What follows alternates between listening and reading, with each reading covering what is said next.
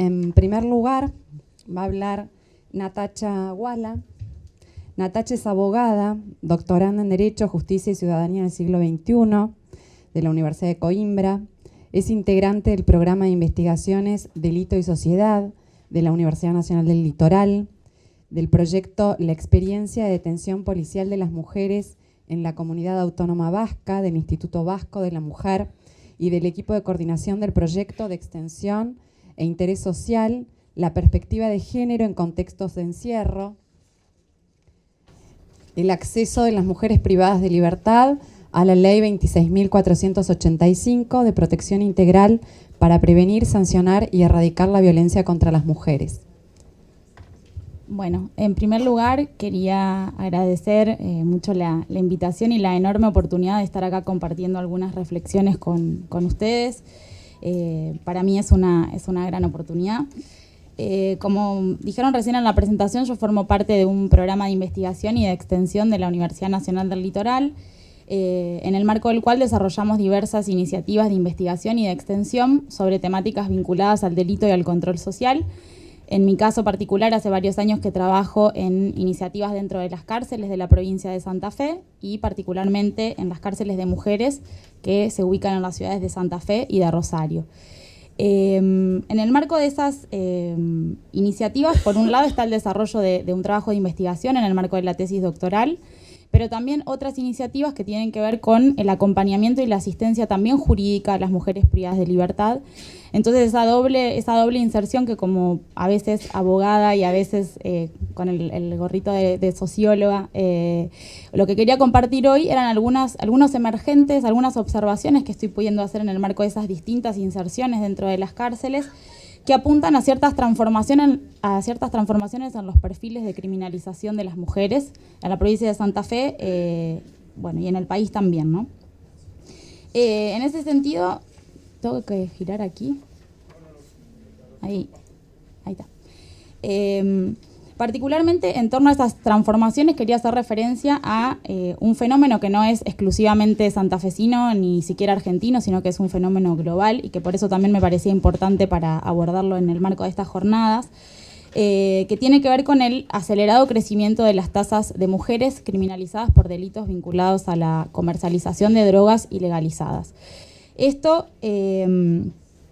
si bien es una problemática global, creo que en el contexto argentino nos encontramos en un momento bastante particular. Y esto porque en torno a la llamada guerra contra las drogas como una política penal global, que de hecho tiene una clara procedencia del norte global y que ha tenido un marcado impacto en los sistemas penales y penitenciarios de toda América Latina especialmente, diversos organismos internacionales están apuntando de forma prácticamente unánime a señalar el fracaso de ese estilo de gestión y de gobierno anclado en un paradigma prohibicionista en torno a las drogas y apuntando hacia las responsabilidades de que los estados encaren debates acerca de paradigmas alternativos y formas alternativas de gestión de las redes de tráfico de drogas, atendiendo puntualmente a que no han reducido de ninguna manera la consolidación de esas redes de delito organizado y han generado además numerosos problemas de violencia social en los territorios urbanos de nuestros países y nuestras ciudades, numerosos problemas de salud, en tanto generan una situación de desprotección en torno a los consumidores y las consumidoras de drogas y además han disparado los índices de encarcelamiento. Sin embargo, nosotros nos encontramos hoy nuevamente debatiendo en torno a esa narrativa. De hecho, es una narrativa que se ha reflotado en el marco del Gobierno Nacional desde el año pasado,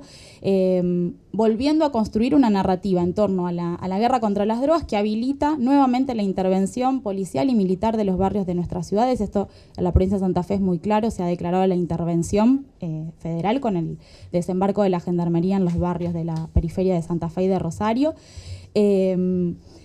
Y además nos encontramos discutiendo, en un clima social y político en el cual, como hacía referencia Paula, estamos discutiendo endurecer y agravar las condiciones de detención. O sea que estamos bastante lejos de discutir el fracaso del prohibicionismo, sino que parecería que de hecho estamos retrocediendo y volviendo a ponerlo en agenda. Entonces, en ese marco a mí me parece que por más adverso que sea el contexto, es cuando más necesario se hace que utilicemos toda nuestra creatividad y todas las herramientas jurídicas que tenemos disponibles para intentar construir estrategias que vayan en un sentido distinto.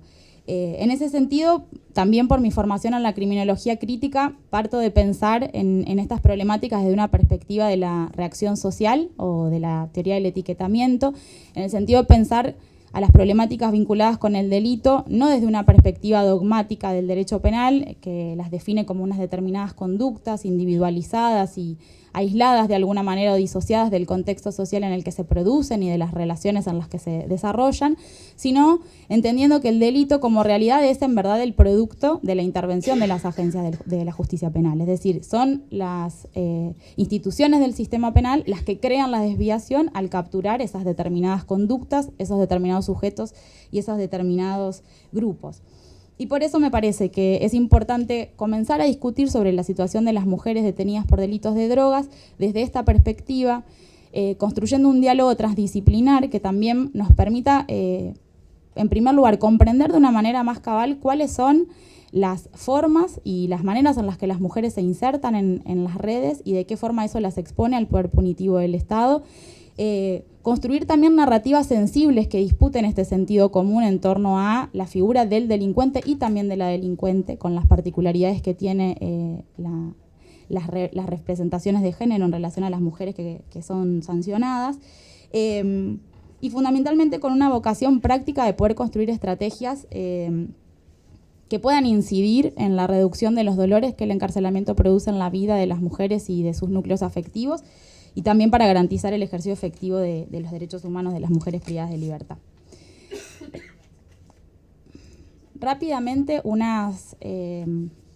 esto es en verdad una primera aproximación. De hecho, creo que me voy a llevar más y mejores preguntas que las que traje, porque son todos temas que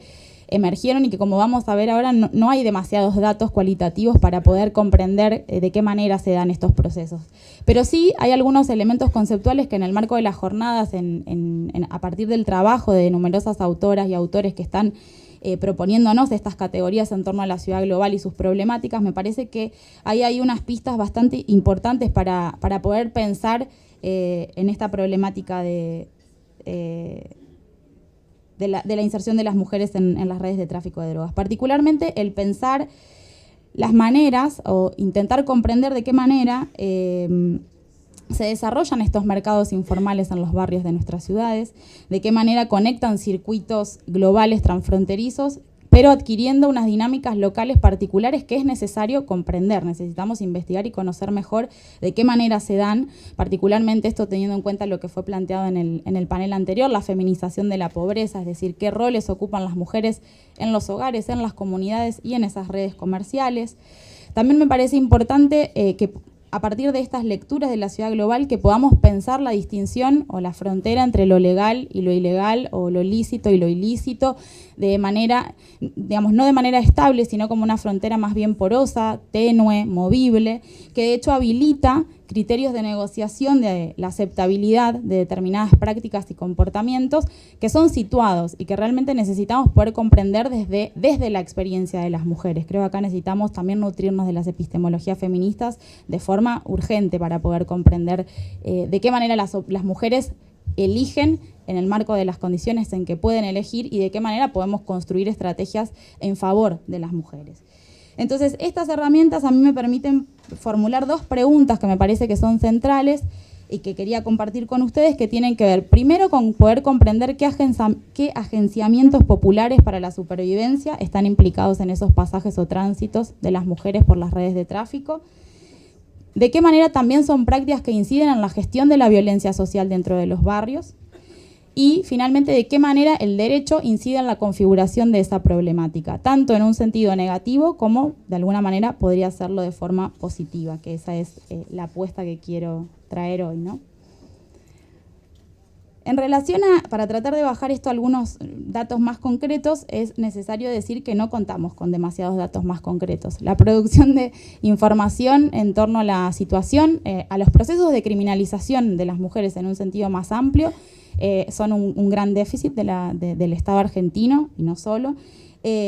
Contamos con algunos números totales producidos por el servicio penitenciario y también por la importante y valiosa actuación de organismos gubernamentales como la Procuración Penitenciaria, el Observatorio de Violencia de Género de la Provincia de Buenos Aires o el propio CELS, Centro de Estudios Legales y Sociales, que realmente están avanzando y sin el trabajo de esos organismos realmente no tendríamos ningún dato a partir del cual pensar estas problemáticas. Los datos que arrojan estos diversos informes apuntan a que los delitos de drogas constituyen hoy la principal causa de encarcelamiento de mujeres en el país, confirmando una tendencia que es global. Más del 60% de las mujeres detenidas en Argentina hoy lo están por delitos de drogas. No podemos distinguir qué tipos de delitos puntualmente ni qué penas se les han dado, pero en principio son delitos leves y son los primeros delitos que cometen en su vida, las primeras infracciones por las que son sancionadas. Más del 85% de las mujeres detenidas por delitos de drogas son responsables exclusivas del sostenimiento de sus hogares, lo que apunta a esto, a la feminización de la supervivencia, lo cual implica que su encarcelamiento tiene un impacto directo e inevitable y desastroso sobre sus núcleos familiares, especialmente sobre sus hijos e hijas. Y además, con un altísimo porcentaje, más del 72% de mujeres detenidas en calidad de procesadas, es decir, con la vulneración del principio de inocencia como práctica sistemática. Particularmente en la provincia de Santa Fe estas tendencias se confirman, pero además me parecía importante señalar algunas particularidades del contexto. No sé cuánto conocen o saben de la provincia de Santa Fe, pero forma parte de las, o está en el top de las tristes tasas de violencia social. Es la segunda provincia con las mayores, el índice más alto de homicidios dolosos del país. Y de hecho las dinámicas de los centros urbanos principales como Santa Fe y Rosario y puntualmente las áreas metropolitanas, algunas localidades aledañas a esas ciudades, están registrando un altísimo nivel de violencia social ligada a la instalación de redes de tráfico. Realmente esta es una realidad que tenemos que abordar, no necesariamente desde el paradigma prohibicionista y punitivo, ese es el desafío. Y de hecho no contamos con demasiada información para entender bien cómo se construyeron esas redes, quiénes son los actores implicados. Creo que quien más ha avanzado en el contexto local de la provincia es quizá Carlos Del Frade, quien desde su labor más periodística de investigación ha desmenuzado por lo menos algunas de esas vinculaciones, pero realmente nos falta mucho por conocer y por comprender en relación a esto. Y particularmente, yo ahora voy a hacer uso de una categoría de etnografía experimental, porque como realmente yo no pude aún llevar adelante una investigación cualitativa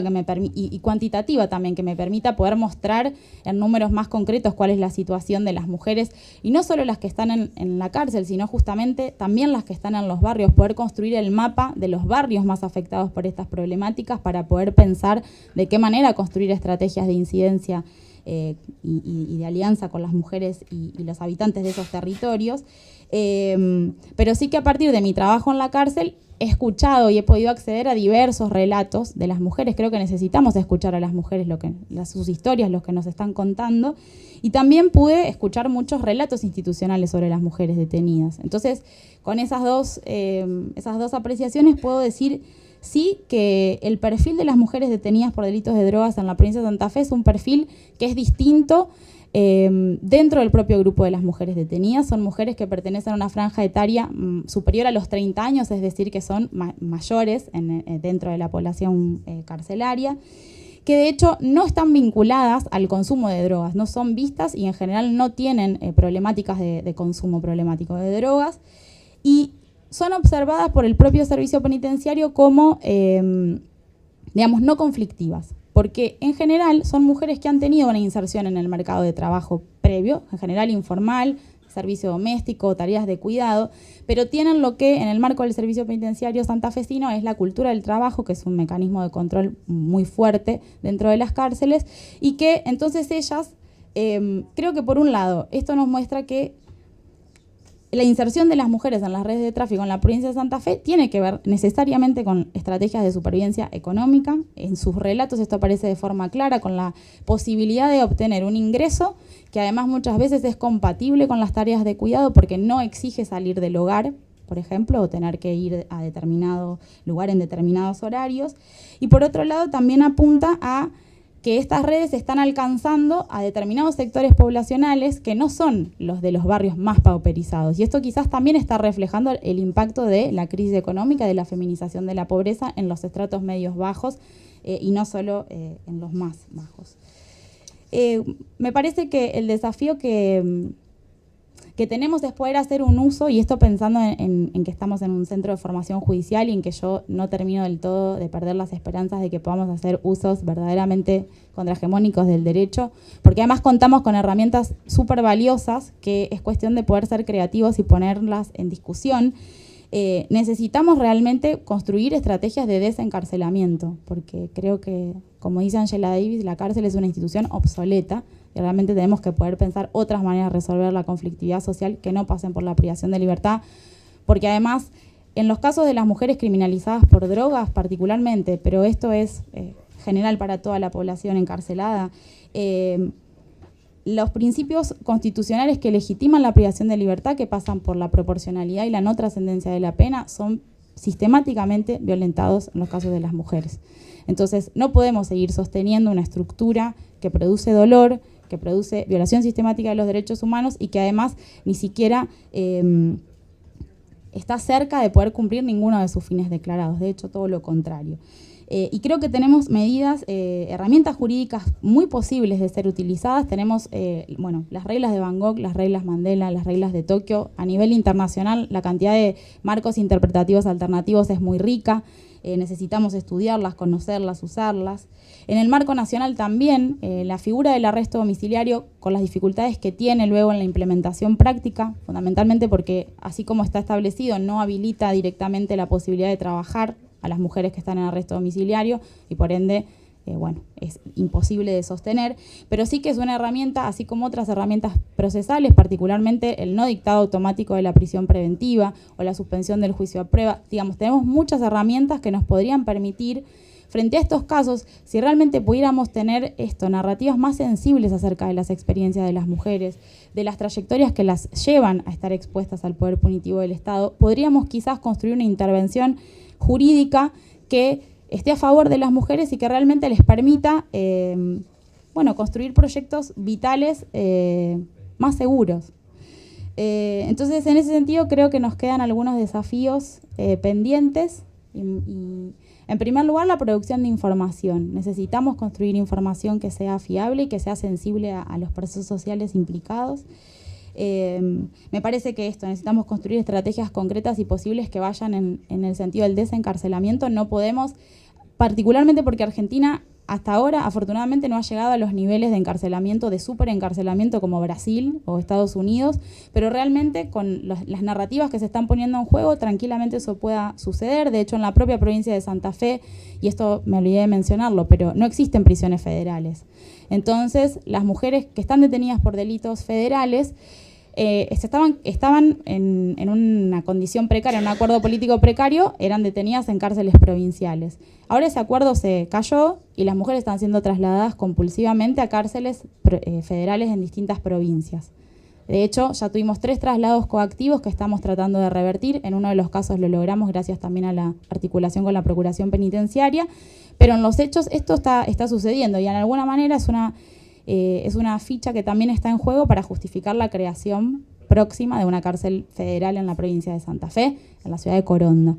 Entonces realmente se están poniendo en juego, creo que estamos en un momento en el cual se están transformando las condiciones del juego y los discursos que están jugándose. Y me parece que tenemos herramientas para resistir a esas transformaciones porque sabemos que no van a resolver ningún tipo de problema vinculado a la seguridad. La cárcel es parte activa de la violencia social, de hecho. Y que entonces sí tenemos que avanzar en el sentido contrario por más difícil que nos parezca. Bueno, perdón si fue un poquito desordenada en esta última parte, pero bueno, era eso más o menos lo que quería compartir. ¿Bien?